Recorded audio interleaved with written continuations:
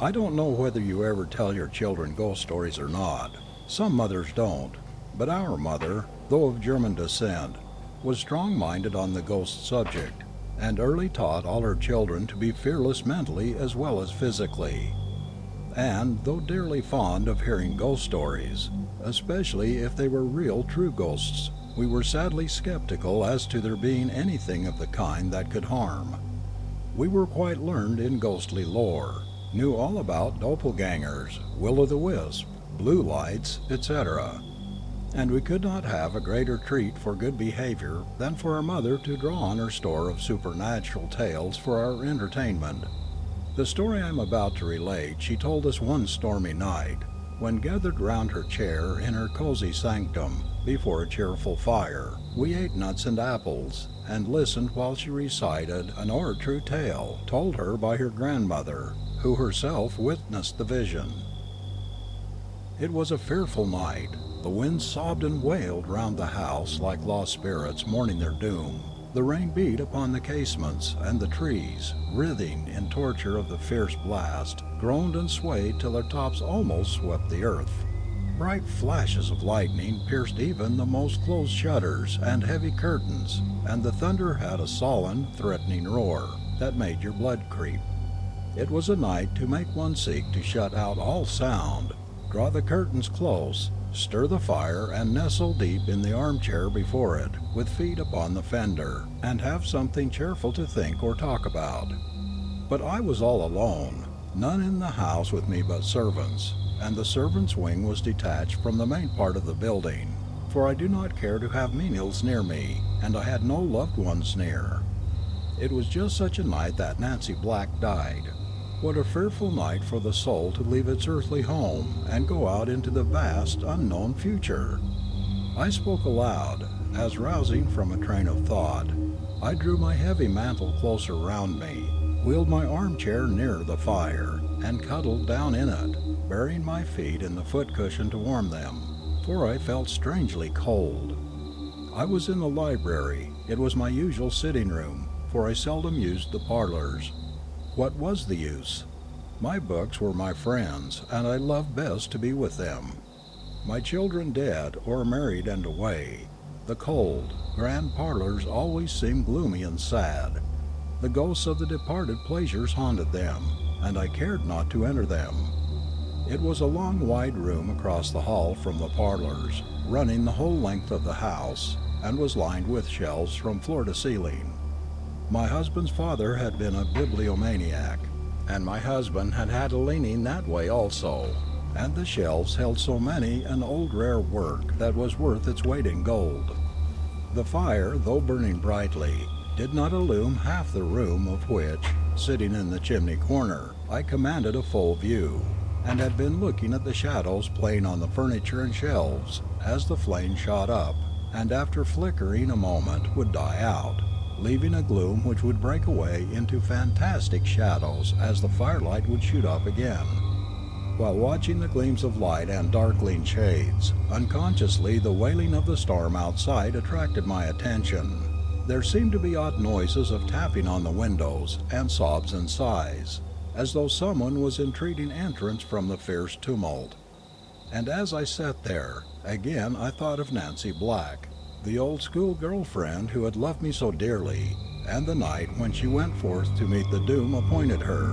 Resting my head upon my hand, I sat gazing in the fire, thinking over her strange life, and still stranger death, and wondering what could have become of the money and jewels that I knew she had once possessed. While sitting thus, a queer sensation crept over me. It was not fear, but a feeling as though if I'd looked up I'd see something frightful. A shiver, not like that of cold, ran from my head to my feet, and a sensation as though someone was breathing ice-cold breath upon my forehead, the same feeling you would cause by holding a piece of ice to your cheek. It fluttered over my face and finally settled round my lips, as though the unseen one was caressing me, thrilling me with horror. But I am not fearful, nervous, nor imaginative, and resolutely throwing off the dread that fell upon me, I turned round and looked up, and there, so close by my side that my hand, involuntarily thrown out, passed through her seeming form, stood Nancy Black. It was Nancy Black, and yet not Nancy Black. Her whole body had a semi-transparent appearance, just as your hand looks when you hold it between yourself and a strong light. Her clothing, apparently the same as worn in life, had a wavy, seething, flickering look, like flames have, and yet did not seem to burn. "In the name of God, Nancy Black, what brought you here, and whence came you?" I exclaimed. A hollow whisper followed. "Thank you, my old friend, for speaking to me, and oh, how deeply I thank you for thinking of me tonight. I shall have rest." "Rest," I heard echoed, and a jeering laugh rang through the room that made her quiver at its sound. "I have been near you often, but always failed to find you in a condition when you would be en rapport before tonight. What I came for I will tell you. Whence I come you need not know. Suffice it to say that were I happy I would not be here on such an errand, nor on such a night. It is only when the elements are in tumult and the winds wail and mourn that we come forth. When you hear these sounds, it is souls of the lost you hear mourning their doom. 'Tis then they wander up and down, to and fro, their only release from their fearful home of torture and undying pain.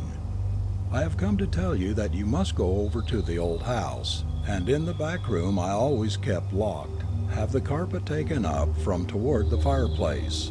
You will see a plank with a knothole in it. Remove that, and you will find what caused me to lose my soul. Have prayer said for me, for 'tis well to pray for the dead. The money and jewels give in charity. Bury in holy ground the others you find, and pray for them and me. Ah, Jeanette, you thought your old friend, though strange and odd, pure and innocent. It is a bitter part of my punishment that I must change your thought of me. Farewell, do not fail me, and I shall trouble you no more. But whenever you hear that wind howl and sweep round the house as it does tonight, know that the lost are near. It is their swift flight through space, fleeing before the scourge of memory and conscience, that causes that sound. That tomorrow you may not think you are dreaming, here is a token." And she touched the palm of my hand with her fingertips. "And as you see, my child, to this day, there are 3 crimson spots on the palm of my hand that nothing will eradicate. Do not fail me, and pray for us. Jeanette, pray." And with a longing, wistful gaze, and a deep sobbing sigh, Nancy Black faded from my sight. "Am I dreaming?" I exclaimed, as I rose from my chair and rang the bell. When the servant entered, I bade him attend to the fire and light the lamps, and I went through the room to see if any unusual arrangement of furniture could have caused the appearance, but nothing was apparent, and I bade him send my maid to attend me in my chamber, for I could not help feeling unwilling to remain in the library any longer that evening. While making my toilet for the night, my maid said, "Have you burned your hand, madam?" Glancing hastily down, I saw 3 dark crimson spots upon the palm of my left hand. They had an odd look, seared as though touched by a red-hot iron, yet the flesh was soft, not burned and not painful. Making some excuse for it, I did not allude to it again, and dismissed her speedily, that I might reflect undisturbed over the singular occurrence. There were marks upon my hand. I could not remove them, and they did not fade. In fact, their deep red made the rest of the palm lose its pinkish hue and look pale from the strong contrast.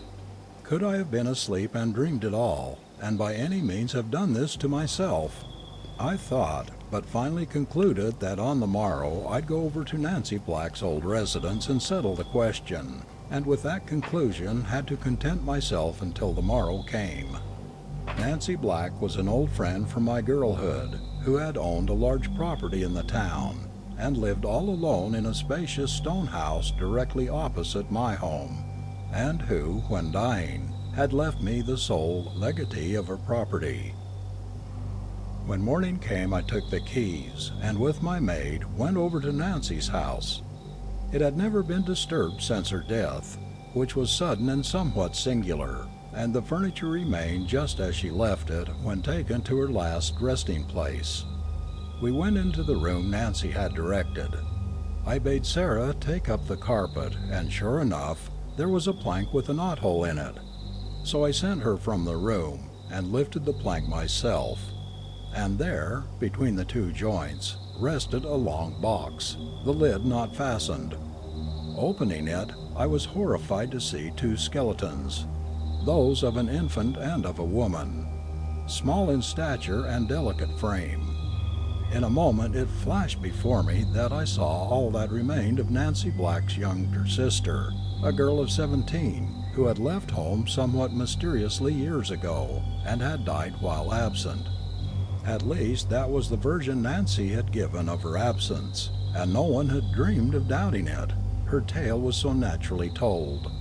Left orphan when Lucy was only 2 years and Nancy 18, she had devoted her life to the care of this young girl, and when she found her sister had fallen, she, in her pride of name and position, had destroyed mother and child, that her shame might not be known, and had lived all those dreary years in that house with her fearful secret.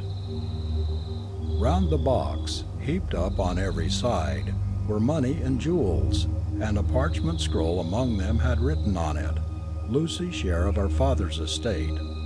I carried out Nancy's wishes to the letter, for now I firmly believed that she had come to me herself that night. To avoid scandal resting on the dead, I took our clergyman into my confidence, and with his assistance had the remains buried quietly in consecrated ground. The money and jewels were given to the poor, and the old building I turned into a home for destitute females. And morning and night, as I kneel in prayer, I pray forgiveness to rest upon Nancy Black and peace to her troubled soul.